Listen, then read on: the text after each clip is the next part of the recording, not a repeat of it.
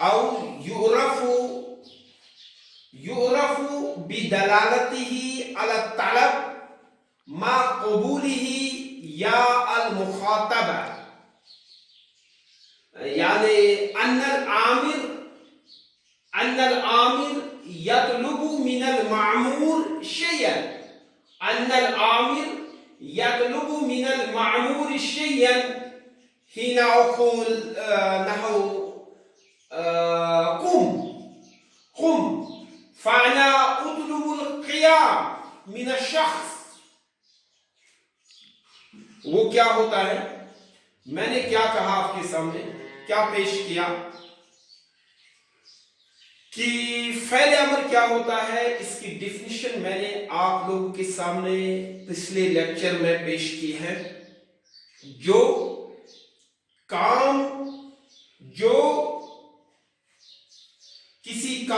جس میں کسی کام کے کرنے کا حکم دیا جائے.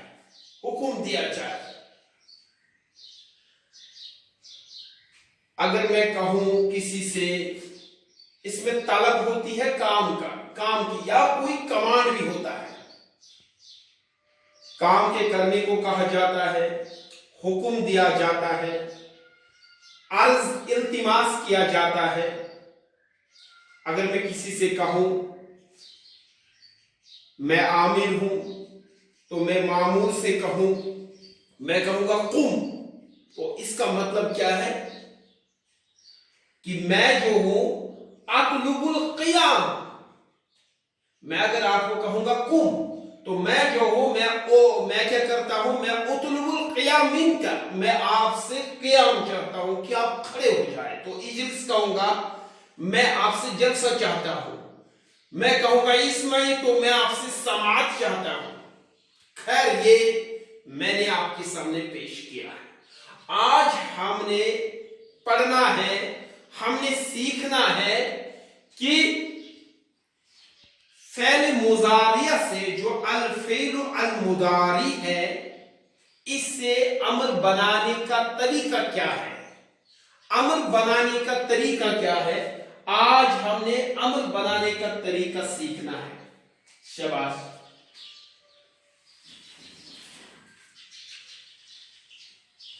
ہمارے پاس جب امر حاضر ہوگا، یعنی الفعل المضارع کے جو 14 صیغے ہیں، ان میں پہلے 6 صیغے ہوں گے.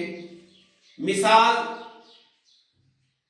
تنصر، جیسے ادھر ہے، ادھر تنصر، یہ نصر سے ینصر پہلا صیغہ ہے مضارعہ کا، اور تنصر جو ہے وہ حاضر کا پہلا صیغہ. حاضر کا پہلا صیغہ کیا ہے؟ واحد مذکر. یہ واحد مذکر حاضر ہے. واحد مذکر حاضر سے مؤنث جمع حاضر کے اختتام تک جو 6 صیغے آتے ہیں، انہی سے ہم امر بناتے ہیں. امر بنانے کا طریقہ کیا ہے؟ امر بنانے کا طریقہ یہ ہے کہ ہم علاماتی مضارعہ کو حذف کریں. پہلے امر حاضر، سب سے پہلے علامتی مضارعہ جو ہے تا، اس میں آتا ہے، تا کو حذف کر دیں. اب یہ دیکھیں کہ تا الگ کر دینے کے بعد جو حرف پہلے ہے وہ متحرک ہے یا ساکن. اگر ساکن ہو تو شروع میں حمزہ بڑھا دیں، لیکن حمزہ بڑھانے سے پہلے یہ ضرور دیکھ لے کہ مضارع کے دوسرے حرف پر کیا ہے، یعنی جس سے عین کلمہ کہتے ہیں اس پر کیا ہے. جیسے ادھر ہم نے ادھر دیکھنا ہے. اب اگر ادھر تنصر ہے، تنصر سے فعل امر بنانے کے لیے علامتی مضارعہ جو ہے تا کو حذف کرنا. جب ہم نے تا کو حذف کیا، ڈیلیٹ کیا، تو وہاں رہا نون ساکن، صاد اور را مرفوع، ان پہ پیش۔ اچھا، دوسرا قاعدہ جو یاد رکھنا، اگر یہ ساکن ہے دوسرا حرف جو ہے یہ نون، یہ یعنی علامتی مضارعہ کے بعد والا حرف یعنی نون، اگر نون ساکن ہے تو ادھر حمزہ لگا دیجئے، پہلے الف لگانا ہے، الف، خالی الف لگایا، اب اس الف کو پیش دیں گے، اس کو مضموم بنائیں گے یا منصوب یا مکسور، اس پر پیش آئے گا زبر یا زیر، وہ کیسے ہم سیکھیں گے؟ دیکھیں، اگر عین کلمہ جو یہ ادھر عین کلمہ صاد ہے یعنی ساکن کے بعد والا حرف، اگر ساکن کے بعد والا حرف پر پیش ہو تو اس پر بھی پیش آئے گا، یعنی حمزہ مضموم ہو جائے گا، حمزہ پہ پیش آئے گا، حمزہ پہ پیش آئے گا۔ اگر زبر یا زیر تو ادھر کسر آئے گی، چونکہ ادھر پیش ہے یعنی تنصب، یاد رکھنا بچوں، ادھر جو صاد ہے اس کو عین کلمہ کہتے ہیں، عین کلمہ پہ جو حرکت ہوگی یعنی اگر ادھر پیش ہوگا ادھر حمزہ پہ بھی پیش آئے گی، تو اگر زبر یا زیر تو ادھر کسرہ لگے گی، ادھر بھی زیر لگے گی، چونکہ ادھر پیش ہے، ادھر پیش ہے تو ادھر بھی پیش آئے گا، ہو گیا حمزہ پیش او یعنی او، ادھر یہ او ہے اور یہ اپنی حالت پہ رہے گا، یہ اپنی حالت پہ رہے گا اور آخری والا حرف ساکن ہو جاتا، آخری والا حرف ساکن ہو جاتا۔ کیا ہم نے سیکھا؟ علامتی مضارعہ کو حذف کیجئے، اس کو ہم نے حذف کیا تو ادھر رہا نون صاد و را، اس کو حذف کیا ہم نے تو ادھر آیا نون صاد و را، اس طرح ہے۔ اب اگر عین کلمہ پہ جو حرکت ہوگی یعنی اگر ادھر پیش ہے، جو یہ الف آیا، یہ الف کیوں آیا؟ کیونکہ یہ والا ساکن ہے، یہ والا ساکن ہونے کی وجہ سے ادھر الف آیا۔ اب جو یہ عین کلمہ ہے، عین کلمہ پہ پیش ہے، ادھر بھی پیش آئے گا، ہو گئے اون سو۔ ہاں، اب اگر آخری والا جو ہے، آخری والا کو ہمیشہ ساکن کرنا ہے، اس کو ساکن کیا، یہ ہو گئے اون سو۔ لیکن اگر آپ ادھر ہوگا زبر یا زیر ہوگی عین کلمہ پہ تو ادھر آئے گی کسرہ، جیسے ہے تذہب، دیکھیں تذہب، علامتی مضارع کو حذف کیا تو وہاں رہا ضاد، ہا اور با، ضاد ساکن، ہا مفتوح، با مرفوع۔ ادھر جو پہلا والا کلمہ ہے، پہلا والا حرف ہے جو علامتی مضارع کے بعد والا حرف ہے یعنی فاعل کلمہ، یہ ساکن ہے، اسی لیے ہم ادھر الف کو لاتے ہیں، لایا ہم نے ادھر الف۔ اب یہ دیکھنا ہے الف کے نیچے کسرہ یا پیش، وہ میں نے آپ کے سامنے پہلے رکھا، ادھر زبر ہے اس لیے اس کے نیچے کسرہ آئے گی، یہ ہو گئے از، یہ حرکت جو ہے یہ ویسے رہے گی اور آخر والا ساکن ہو جاتا ہے اظہار۔ سمجھا آپ نے اچھے سے؟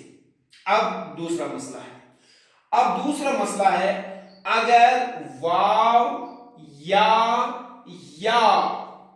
حرف کسی کلمہ کے آخر میں ہوگا یعنی فعل کے آخر میں ہوگا تو اس واو کو بھی حذف کرنا ہے علامتی مضارعہ کی طرح، اور علامتی مضارعہ کو بھی، جیسے تدعو، تم ایک مرد بلاتا ہے یا تو ایک مرد بلاتا ہے، تدعو، تو کیا کریں گے ہم؟ علامتی मुजारे को हज़फ किया। इधर रहा दाल और ऐन और वाव को भी हज़फ करना।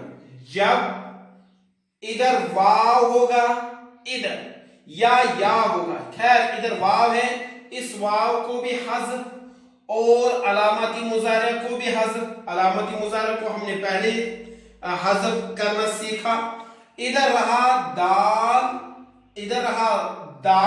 और आइन।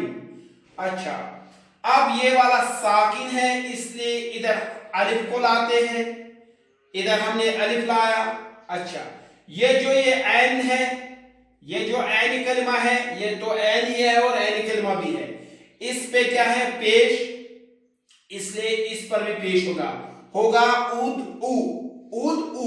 ये वाला अब साइलेंट नहीं रहेगा, इधर साइलेंट रहता है, मगर इधर आखिरी वाला हर्फ हज़फ होता है, इसलिए यहां पर जो रूल है वो यहां भी अप्लाई होगा। क्या अप्लाई होगा? यानी इधर ऐन कलमा पे जो हरकत होती है वो बरकरार रहती है। यानी इधर हरकत क्या है? ऐन कलमा पे पेश, ऐन कलमा पे पेश। हाँ, ऐन कलमा पे जबर, ऐन कलमा पे जबर, ऐन कलमा पे पेश, ऐन कलमा पे पेश। ये इधर भी अप्लाई हो गया। इधर अलावा क्या हो गया? वाव जायद था, यानी जब भी किसी मुजारिया जिससे हमें अमर बनाना होगा, ये तो अमर बनता है मुखातब से, ये तो हाजिर के जो 6 सेगे हैं उन्हीं से बनता है। जब वाव आखिर में आएगा तो वाव को हज़फ करना है। वाव को हमने हज़फ किया, अलामती मुजारे को हज़फ किया, वहां बचा दाल और आइन। अब अलिफ को लाना है। अलिफ कैसे लाएंगे? अब देखेंगे जो ऐन कलमा है इस पे क्या है। ऐन कलमा पे पेश है, इसलिए हमने इधर उद लाया। शाबाश। अच्छा, इधर तख्शा है, तख्शा ढूंढना, तख्शा। इधर या हज़फ ता हज़फ, ये कहा। इधर खा और शीन, ये क्या है? ये खड़ा जबर जिसको हम कहते हैं उर्दू में, ये खड़ा जबर है, तो ये जबर है। अब जब ये जबर है तो इसके नीचे कसरा आएगी, इसलिए हमने कहा इख्शा, इख्शा। शाबाश। आज हमने क्या समझा बच्चों? अच्छा, इसी तरह नसरा का उनसुर आपने ज़हबा से। अच्छा, तदू का हमने कहा उदू, तख्शा का हमने कहा इख्शा। अब दूसरा कायदा आपको याद रखना है। अब अगर दूसरा वाला साइलेंट नहीं होगा, ये जो नून है इधर, अगर ये साइलेंट नहीं होगा, ये जो ये नून है अगर ये साइलेंट नहीं होगा, शाबाश, अगर ये नून साइलेंट नहीं होगा, मिसाल है के पास अल्लामा से निकलेंगे, अल्लामा युअल्लिमु, हम निकालेंगे अल्लामा युअल्लिमु तुअल्लिमु, तुअल्लिमु, मिसाल तुअल्लिमु, तुअल्लिमु, तुअल्लिमु, इधर है तुअल्लिमु, तुअल्लिमु। अलामती मुजारे को हज़फ करेंगे, इसको हज़फ किया। हमारे पास रूल है कि अलिफ को तब ले आए जब फाई कलिमा यानी ता के बाद वाला हर्फ जब साकिन होगा, लेकिन इधर ये मफ्तू है, इस पे जबर है, तो इधर क्या रूल रहेगा? हमने पहले वाले को हज़फ करना है और आखिरी वाले को साइलेंट करना है, यानी इसको साकिन करना है। तो क्या बनेगा? अल्लिम, अल्लिम, तो अल्लिमु से अल्लिम, तो अल्लिमु से अल्लिम, हाँ, तो अल्लिमु से इधर आएगा अल्लिम, या इसी तरह तुजर्रिबु, तुजर्रिबु से जर्रिब, हाँ, اب اگر آئے گا یتعلم، تو علم کا مطلب تو سکھلاتا ہے، یتعلم تو سیکھتا ہے، یتعلم. اب دوسرا یتعلم، یتعلم، یتعلم، یتعلم، یتعلم، لم، یتعلم، یتعلم. یہ جو یا ہے اس کو حذف کریں گے، تعلم، سیدھے تعلم، تعلم. شاباش. اچھا، اب جو اس کا یہ ادھر ہم نے تنصر کو عنصر بنایا، تنصران کا بنے گا عنصر، عنصرا، عنصرو، عنصری، ایسے بنے گا. اب اگر ضربہ ہے، ضربہ کا اس کے سیدھا آئے گا ضربہ، یضرب، تضرب، تضرب کا کیا بنے گا اضرب، اضرب، اضرب، اضرب، اضربا، اضربو، اضربی، اضربا، اضربنا. اسی طرح ذہبہ کا اذهب، اذهبا، اذهبو، اذهبی، اذهبی کے بعد اذهبا، اذهبنا، اذهبنا. ٹھیک ہے، شاباش. اس طرح آج کا لیکچر اپنے اختتام کو پہنچا. اب اس میں کچھ مشکل ترین چند قاعدے ہیں، وہ ابھی پیش کرنے کی جسارت میں نہیں کروں گا کیونکہ وہ آپ کی سمجھ سے پرے ہیں. وہ اگلے لیکچر میں پیش کیے جائیں گے. جب تک کے لیے اللہ حافظ.